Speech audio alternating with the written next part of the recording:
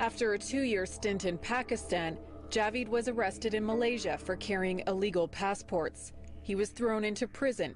There, he had a strange encounter. Stavo meditando su alcuni versi del Corano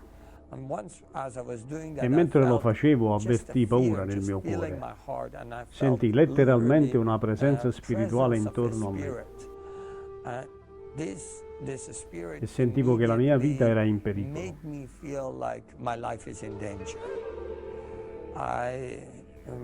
Sapevo nel mio cuore che si trattava di uno shayatin, spirito demoniaco, satanico. Così iniziai a sgridarlo nel nome di Allah. Gridando in Farsi, la mia lingua madre, dissi: Dio, salvami.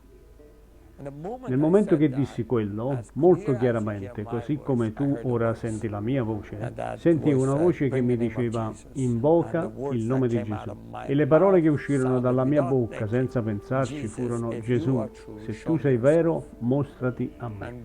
E prima che io finissi questa frase, quello spirito fuggì via. Così è come la mia storia è iniziata. Non l'inizio della storia della mia conversione, ma l'inizio della mia confusione. He had another strange encounter in his cell. Allora sentii la santa presenza di Dio riempire la stanza e come se il tempo si fosse fermato. Conoscevo cose che riguardano Dio senza che Lui me le avesse mai dette. La prima cosa che sapevo riguardo a Dio era la sua santità. Sapevo che Egli è santo, che è giusto. Immediatamente e simultaneamente tutti questi concetti attraversarono la mia mente.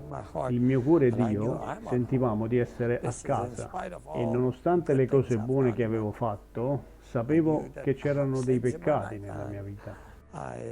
Sapevo che per la sua santità Dio mi doveva giudicare, perché per la sua giustizia io meritavo la morte. In quell'istante mi sentii toccare sulla spalla sinistra e una voce mi disse: io ti perdono.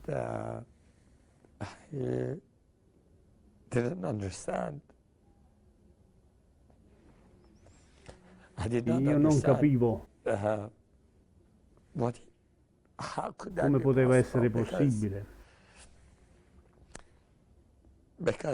perché avevo sentito una menzogna indulgente e misericordiosa e noi non possiamo conoscere l'indulgenza di Dio fino al giorno del giudizio. Così dissi: chi sei tu che mi perdoni? Ed io mi sento perdonato. Mi rispose: io sono la via, la verità e la vita. Non capii cosa significasse perché non avevo mai sentito quelle parole. Dissi: come ti chiami? E lui mi rispose: Gesù, Cristo e Dio. Caddi sul pavimento. He told his fellow prisoners what happened. Some shunned him, others followed him to faith.